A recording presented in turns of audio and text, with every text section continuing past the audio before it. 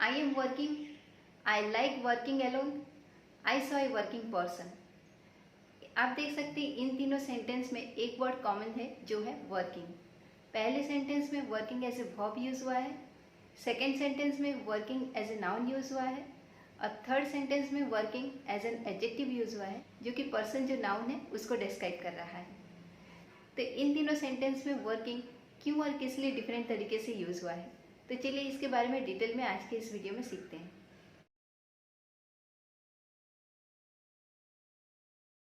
Hello friends, good evening and जय श्री कृष्णा।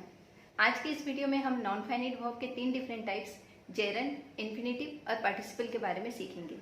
हमारे last video में हमने फाइनाइट और नॉन फाइनाइट वर्ब के बारे में सीखा था। अगर आपने अभी तक वो वीडियो नहीं देखी है तो डिस्क्रिप्शन बॉक्स में उसका लिंक दे रखा है, आप जाके एक बार देख सकते हैं।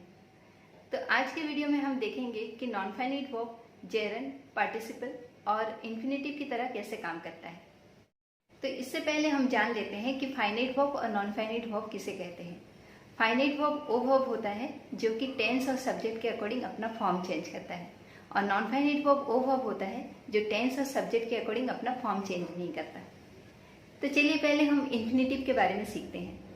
इन्फिनेटिव जो होता है वो वर्ब का बेस फॉर्म होता है और ये कोई एक्शन को शो नहीं करता है, ये एक आइडिया या फिर कॉन्सेप्ट को शो करता है और इसके पहले हमेशा टू का यूज होता है। जैसे कि for example he wants to go, तो यहाँ पे आप देख सकते हैं वॉन्ट्स जो है वो मेन वर्ब है जो कि एक फाइनाइट वर्ब है, और टू गो जो है वो नॉन फाइनाइट वर्ब है और ये यहाँ पे एक इन्फिनेटिव की तरह यूज हुआ है। इन्फिनेटिव की तरह यूज हुआ है तो इसीलिए आप देख सकते हैं गो के बेस फॉर्म का यूज हुआ है और उसके पहले टू का यूज हुआ है। इन्फिनेटिव जो है वो सेंटेंस में नाउन की तरह, एडजेक्टिव की तरह या फिर एडवर्ब की तरह काम करता है। तो पहले देखते हैं वो नाउन की तरह कैसे काम करता है। नाउन जैसे सब्जेक्ट, ऑब्जेक्ट या फिर कॉम्प्लीमेंट की तरह सेंटेंस में यूज होता है, उसी तरह इन्फिनेटिव भी सेंटेंस में सब्जेक्ट, ऑब्जेक्ट और कॉम्प्लीमेंट की तरह यूज हो सकता है। तो कॉम्प्लीमेंट किसे बोलते हैं? कॉम्प्लीमेंट जो कि सब्जेक्ट के बारे में एक्स्ट्रा इन्फॉर्मेशन देता है। तो चलिए पहले देखते हैं इन्फिनेटिव सेंटेंस में सब्जेक्ट की तरह कैसे यूज होता है। अगर आप बोलेंगे jenny is a good girl, तो यहाँ पे जेनी क्या है? जेनी है नाउन और ये यहाँ पे सब्जेक्ट के पोजीशन में यूज हुआ है। और अगर आप बोलेंगे to dance is our hobby, तो यहाँ पे टू डांस क्या है? टू डांस है इन्फिनेटिव और ये भी यहाँ पे एक सब्जेक्ट की तरह काम कर रहा है। अगर आप बोलेंगे आई वॉन्ट ए चॉकलेट, तो यहाँ पे चॉकलेट क्या है? एक नाउन है जो कि ऑब्जेक्ट की तरह यूज हुआ है। और अगर आप बोलेंगे आई वॉन्ट टू राइट, तो यहाँ पे टू राइट क्या है? एक इन्फिनेटिव है जो कि ऑब्जेक्ट की तरह यूज हुआ है। अब देखते हैं ये कॉम्प्लीमेंट की तरह कैसे यूज होता है।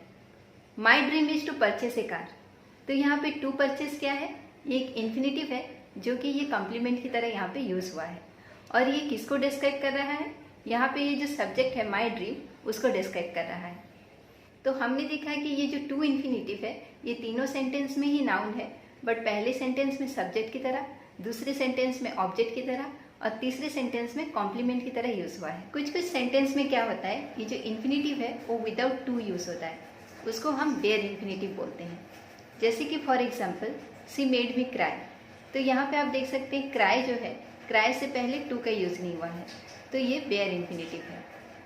लेट हिम सीट हियर, तो यहाँ पे सीट जो है वो बेयर इन्फिनेटिव है क्योंकि सीट से पहले टू का यूज नहीं हुआ है। अब देखते हैं इन्फिनेटिव सेंटेंस में एडजेक्टिव की तरह कैसे काम करता है। एडजेक्टिव का काम क्या है? नाउन या प्रोनाउन को डिस्क्राइब करना, तो ये भी यहाँ पे नाउन या प्रोनाउन को डिस्क्राइब करेगा। जैसे कि for example that girl is very intelligent, तो यहाँ पे इंटेलिजेंट क्या है? एडजेक्टिव है जो कि गर्ल को डिस्क्राइब कर रहा है। उसी तरह for example I have no time to eat, तो यहाँ पे टू ईट क्या है? एडजेक्टिव है जो कि नाउन टाइम को डिस्क्राइब कर रहा है। I told you to wait, तो यहाँ पे टू वेट भी एडजेक्टिव है जो कि यू प्रोनाउन को डिस्क्राइब कर रहा है। That was a movie two watch, तो यहाँ पे टू वॉच क्या है? ये इन्फिनेटिव है जो कि यहाँ पे एडजेक्टिव की तरह काम कर रहा है और ये यहाँ पे नाउन जो मूवी है उसको डिस्क्राइब कर रहा है। अब देखते हैं इन्फिनेटिव सेंटेंस में एडवर्ब की तरह कैसे काम करता है। एडवर्ब का काम क्या है? वर्ब, एडजेक्टिव, एडवर्ब या फिर सेंटेंस को डिस्क्राइब करना। तो यहाँ पे भी इन्फिनेटिव क्या करेगा? वर्ब, एडजेक्टिव या फिर एडवर्ब को डिस्क्राइब करेगा। जैसे कि for example she runs very slowly, तो यहाँ पे स्लोली क्या है? एडवर्ब है जो कि रन वर्ब को डिस्क्राइब कर रहा है। इसी तरह इन्फिनेटिव का एक एग्जाम्पल देखते हैं, he came to teach me English, तो यहाँ पे टू टीच हो गया आपका एडवर्ब जो कि कैम वर्ब को डिस्क्राइब कर रहा है। My brother reads to gain knowledge, तो यहाँ पे टू गेन क्या हो गया, टू गेन हो गया आपका एडवर्ब जो कि रीड वर्ब को डिस्क्राइब कर रहा है। अब देखते हैं नॉन फाइनाइट वर्ब का दूसरा टाइप जो कि है जेरन। तो जेरन क्या है, जेरन एक नाउन है जो कि वर्ब से बनता है और इसके एंड में हमेशा आईएनजी का यूज होता है। जब वर्ब का बेस फॉर्म नाउन, एडजेक्टिव या फिर एडवर्ब की तरह काम करता है तब हम उसको इन्फिनेटिव बोलते हैं, और जब वर्ब का आईएनजी फॉर्म नाउन की तरह काम करता है तब हम उसको जेरन बोलते हैं। बट जब वर्ब में आईएनजी का यूज एक वर्ब की तरह हो तब हम उसको जेरन नहीं बोलेंगे। जैसे कि आई एम ईटिंग राइस, तो यहाँ पे ईटिंग जो है ये वर्ब की तरह यूज हुआ है, तो ये एक जेरन नहीं है। ही इज टीचिंग इंग्लिश, तो यहाँ पे टीचिंग भी जेरन नहीं है, ये एक वर्ब है। नाउन जैसे सेंटेंस में सब्जेक्ट, ऑब्जेक्ट और कॉम्प्लीमेंट की तरह यूज होता है, तो जेरन भी एक नाउन होने के नाते सब्जेक्ट, ऑब्जेक्ट और कॉम्प्लीमेंट की तरह यूज होगा। जैसे कि for example running is a good exercise, तो यहाँ पे रनिंग क्या है, रनिंग जेरन है जो कि सेंटेंस में सब्जेक्ट की तरह यूज हुआ है। I like talking to you, तो यहाँ पे टॉकिंग क्या है, टॉकिंग एक जेरन है जो कि ऑब्जेक्ट की तरह यूज हुआ है। My favourite hobby is singing, तो यहाँ पे सिंगिंग भी जेरन है जो कि कॉम्प्लीमेंट की तरह यूज हुआ है। तो हम एक ही सेंटेंस को जेरन लगा के भी बोल सकते हैं या फिर इन्फिनेटिव लगा के भी बोल सकते हैं, मीनिंग दोनों का सेम रहेगा। जैसे कि for example to work is a good exercise, आप इसको ऐसे भी बोल सकते हैं walking is a good exercise. तो इस सेम सेंटेंस को हम दो तरीके से बोल सकते हैं। अब देखते हैं नॉन फाइनाइट वर्ब का थर्ड टाइप जो कि है पार्टिसिपल। तो फिर पार्टिसिपल किसे बोलते हैं? पार्टिसिपल वर्ब का आईएनजी फॉर्म हो सकता है या फिर वर्ब का थर्ड फॉर्म हो सकता है। जब हम इसको सेंटेंस में एक वर्ब की तरह या फिर एडजेक्टिव की तरह यूज करते हैं तब हम इसको पार्टिसिपल बोलते हैं। जब हम वर्ब में आईएनजी का यूज कंटिन्यूअस टेंस में या फिर एडजेक्टिव की तरह करते हैं तब हम इसको प्रेजेंट पार्टिसिपल बोलते हैं, और जब हम वर्ब के थर्ड फॉर्म का यूज परफेक्ट टेंस में या फिर एडजेक्टिव की तरह करते हैं तब हम उसको पास्ट पार्टिसिपल बोलते हैं।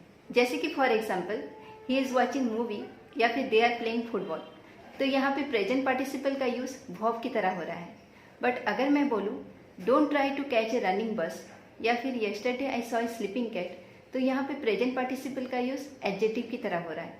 क्यों? क्योंकि रनिंग जो है वो एडजेक्टिव है जो कि बस नाउन को डिस्क्राइब कर रहा है, और स्लीपिंग जो है वो भी एडजेक्टिव है जो कि कैट नाउन को डिस्क्राइब कर रहा है। जब वर्ब में आईएनजी फॉर्म का यूज एक नाउन की तरह होता है तब हम उसको जेरन बोलते हैं, और जब वर्ब में आईएनजी फॉर्म का यूज एक वर्ब या फिर एडजेक्टिव की तरह होता है तब हम उसको प्रेजेंट पार्टिसिपल बोलते हैं। अगर मैं बोलूँ running is a good exercise या फिर आई लाइक रनिंग, तो यहाँ पे रनिंग क्या हो रहा है, रनिंग एक नाउन की तरह काम कर रहा है, तो ये एक जेरन है। बट अगर मैं बोलूँ running is a good exercise या फिर आई लाइक रनिंग, तो यहाँ पे रनिंग क्या हो रहा है, रनिंग एक नाउन की तरह काम कर रहा है, तो यहाँ पे रनिंग जेरन है। बट अगर मैं बोलूँ ही इज रनिंग या फिर don't try to catch a running bus, तो यहाँ पे रनिंग पहले सेंटेंस में वर्ब की तरह काम कर रहा है जबकि सेकेंड सेंटेंस में एडजेक्टिव की तरह काम कर रहा है, तो यहाँ पे रनिंग प्रेजेंट पार्टिसिपल है। अब देखते हैं हम पास्ट पार्टिसिपल किसे बोलते हैं। जब वर्ब के थर्ड फॉर्म का यूज एडजेक्टिव की तरह या फिर वर्ब के परफेक्ट टेंस की तरह होता है तब हम उसको पास्ट पार्टिसिपल बोलते हैं। जैसे कि for example I have done the job या फिर ही हैज़ गॉन देयर, तो यहाँ पे डन या फिर गॉन ये वर्ब का थर्ड फॉर्म है और ये पास्ट पार्टिसिपल है, और ये पास्ट पार्टिसिपल यहाँ पे सेंटेंस में वर्ब की तरह यूज हुआ है। बट अगर मैं बोलूँ this is a broken chair या फिर the children are playing with the excited dog, तो यहाँ पे ब्रोकन और एक्साइटेड क्या है, ये पास्ट पार्टिसिपल है जो कि यहाँ पे एडजेक्टिव की तरह काम कर रहा है। सो फ्रेंड्स, आज के वीडियो में हमने देखा ये जो नॉन फाइनाइट वर्ब होता है वो तीन टाइप का होता है।